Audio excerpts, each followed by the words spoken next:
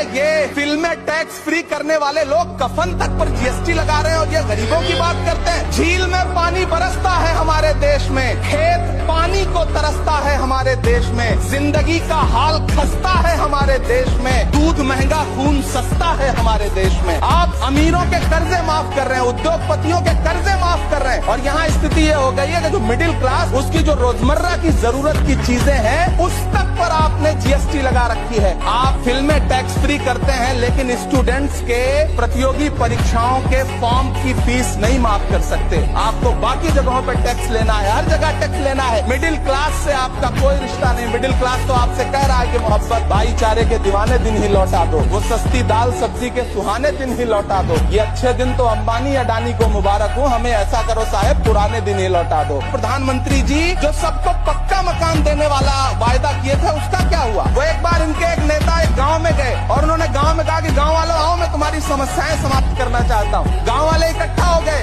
नेताजी ने गांव वालों से कहा बताओ तुम्हारी 2 समस्याएं बताओ, मैं दोनों समस्याओं का यहीं पे समाधान करूंगा। तो गांव वालों ने कहा साहब हमारी पहली समस्या है कि हमारे यहाँ कोई हॉस्पिटल नहीं है। तो नेताजी ने मोबाइल निकाला, कहीं फोन मिलाया और मिला के फोन पे पता नहीं क्या कुछ कहा कि यहाँ गाँव में हॉस्पिटल नहीं है, हॉस्पिटल तुरंत यहाँ हॉस्पिटल चाहिए। गाँव वाले खुश हो गए कि 1 मिनट में यहाँ हॉस्पिटल आ रहा है। अगली समस्या के बारे में उन्होंने नेताजी ने गांव वालों से कहा कि मैंने आपकी पहली समस्या समाप्त कर दी, दूसरी समस्या बताओ। तो गांव वालों ने कहा साहब इस गांव में कोई भी मोबाइल का नेटवर्क ही नहीं है। ये है इनके काम करने का तरीका, ये है झूठ बोल